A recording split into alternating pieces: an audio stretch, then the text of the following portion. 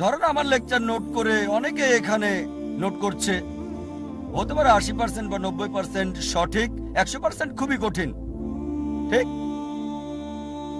100% হওয়া খুবই কঠিন। 80 বা এটা হতে পারে 100%ই সঠিক যদি আমি চেক করে আমার লেকচারের বই দিই।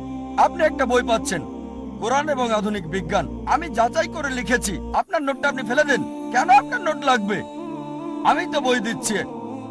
যদিও পুরো লেকচারটা পাচ্ছেন না, লেকচারের অংশটা পাচ্ছেন কোরআন এবং আধুনিক বিজ্ঞান, এখন ওই অংশের নোটগুলো আপনাকে ফেলে দিতে বলবো আমি। এটা ঠিক, এটা দেখেছি আমি, ডাক্তার জাকির নায়েক, আমার বই। একইভাবে যা নবীজি যাচাই করে রেখে গেছেন, আল্লাহ সুবহানাহু ওয়া তাআলার ওহী, হযরত উসমান রাদিয়াল্লাহু আনহু বললেন অন্য সব কপি পুড়িয়ে ফেলতে। তার মানে এ না যে বিভিন্ন কোরআন ছিল, কোরআন একটাই যা নাজিল হয়েছিল। তবে যখন লোকজন নিজেরা নোট রেখেছিল তাতে কিছু পার্থক্য ছিল, আর এই কারণেই সেই আসলটার একটা কপি এখন জমা রয়েছে কোপ্তাকি জাদুঘরে ইস্তাম্বুলে। তাই এটাকে যদি চেক করেন আজকের মুসাফ দিয়ে, একই রকম পাবেন, অক্ষরে অক্ষরে শব্দে শব্দে মিল। তাই যদি পরিবর্তন করতে চান আপনারা পারবেন না, কারণ এখন লক্ষ লক্ষ মানুষ আছে যারা কোরআন মুখস্থ করে রেখেছে।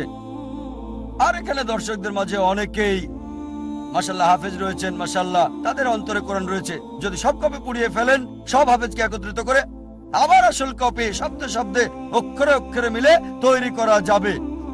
আশা করি উত্তরটা পেয়েছেন।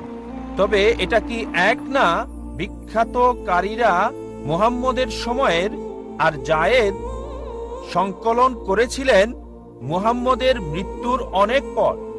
বলতে গেলে পুরোটাই ভুল। আমাদের যা বুঝতে হবে, জায়েদ ইবনে সাবিতকে প্রধান ওহী লেখক হিসেবে নিয়োগ দেওয়া হয়েছিল।